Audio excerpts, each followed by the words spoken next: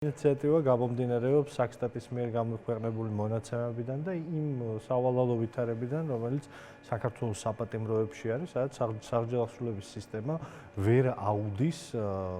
სამართლიან კი არა, მინიმალურ ადამიანურ პირობებში სასჯელის მოხდას საქართველოს მოქალაქეების მიერ თუ სხვა ადამიანების მიერ, ვინც საქართველოს საპატიმროებში ხვდება, ეს არის ანტისანიტარიული პირობები, ეს არის ჯოჯოხეთური მდგომარეობა, იქნება ეს საკვები თუ სხვა და ეს არის არა კონკრეტულ კატეგორიას, არამედ ზოგადად ეს არის ამნისტია, რომელიც შეიძლება კონკრეტულ მუხლებს ზოგადი ფართო წრეს შეეხოს. მუხლებზე და ისეთ მუხლებზე, რომელზეც ეს დაშვებულია საერთაშორისო სტანდარტებით ცივილიზებულ სამყაროში, ასეთი ამნისტიის დრო ახლაც ალსახად არის, იმიტომ რომ კიდევ ერთხელ ვამბობ, კრიმინალის გავლენიდან დაწყებული უმძიმესი ვითარებით დამთავრებული იქნება ეს რაღაც სანიტარული მდგომარეობა თუ კვება, ძირეულ განახლებას საჭიროებს ჩვენი საერთაშორისო სისტემა და ეს შეუძლებელია ფართომასშტაბიანი სამართლიანი. ეს მხოლოდ იდეაა თუ რაღაც ფორმით დამუშავებული გაქვს კონკრეტული მუხლები, დანაშაულებები და რაღაც ტიპის დაახლოებით რამდენ პატიმარს შეიძლება შეეხოს ეს სია მოამზადეთ, არ ვიცი, აი ეს არის, როდესაც შეხედეთ, ეს არის პასუხი საქართველოს საქსტატის მიერ გამოქვეყნებულ მონაცემებზე, როდესაც საქსტატი სავალალო შედეგებს დღეს თუ მოისმენთ ჩვენს ბრიფინგს, რომელიც ჩაატარა, ამ ბრიფინგის შინაარსი იყო ასეთი, რომ რამე შეგონება კი არ იყო ნათქვამი, რომ ასეთ ვითარებაში ლელო ძლიერი საქართველო მიიღებდა საყოველთაო სამართლიან ამნისტიას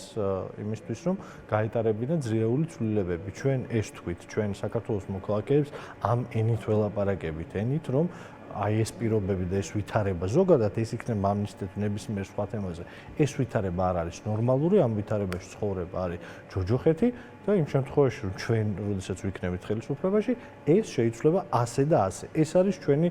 საუბრის მანერა და ეს არის ჩვენი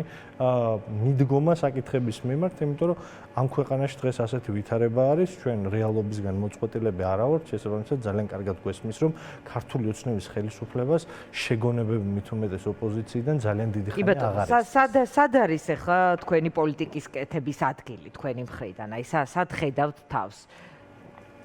ჩვენი პოლიტიკის კეთების ადგილი არის აბსოლუტურად ყველგან, სადაც ქართული პოლიტიკა უნდა კეთდებოდეს. იქნება ეს თბილისის საკრებულოში, მაგალითად დღეს, როდესაც ჩემი კოლეგები ნიკა ჩერქეზიშვილი და ვატო სურგულაძე ლაპარაკობდნენ ერთის მხრივ თუნდაც დუშენის პრობლემას, დუშენის სინდრომით დაავადებული ბავშვების პრობლემაზე და მუნიციპალიტეტს რა შეიძლება და გაკეთებული, გაგრძელებული ნიკა ჩერქეზიშვილის ინიციატივებით და შეფასებით იმ უმძიმესი გადაწყვეტილების, რომელიც მთავრობა მიიღო და ქალაქს გადაულოცა კულტურული მემკვიდრეობის შენახვა, რომლის ნულოვანი კომპეტენცია აქვს პირდაპირ გეუბნებით თბილისის საკრებულოს, ჩვენი პოლიტიკა კეთდება საქართველოს რეგიონებში, ხარაგაულში, ქუთაისში, ზესტაფონში, სადაც დღეს ჩვენი პარტიის გენერალური მდივანი ირაკლი კუპრაძეა და გააგრძელებს დასავლეთ საქართველოში უახლოეს დღეების მანძილზე ჩვენი საკრებულოების წევრების, ჩვენი რაიონული ხელმძღვანელებთან ერთად ადგილობრივ ადამიანებთან ლაპარაკს ლოკალურ პრობლემებზე და ასევე გლობალურ პრობლემებზე. საკრებულო არის ადგილი, პარლამენტის გადაწყვეტილებით აღარ, ეხლა საკრებულო არის ადგილი და საზოგადოებასთან კომუნიკაციას ასევე არა მარტო, აი გითხარით რომ ერთი არის რაც ხდება საკრებულოში, მეორე არის ის რაც საკეთებს ეხა ირაკლი კუპრაძე, მესამე არის ის რაც საკეთებ მე თუ სხვა ჩვენი კოლეგები იქნება ეს საერთაშორისო ველზე, ის რომ საქართველოს არ გაქრეს საბოლოოდ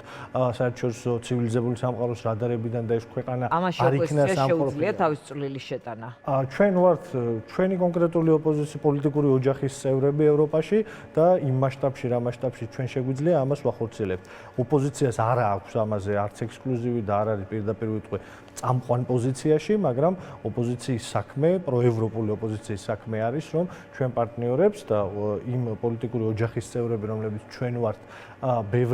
ბევრი ხელისუფლება არის ევროკავშირის ქვეყნების, მათ ველაპარაკოთ იმაზე, რომ საქართველოს როგორც სახელმწიფო სანდო პარტნიორია, ქართული ოცნება კი დროებითი მოვლენა არის. ჩვენი პოლიტიკა კეთდება,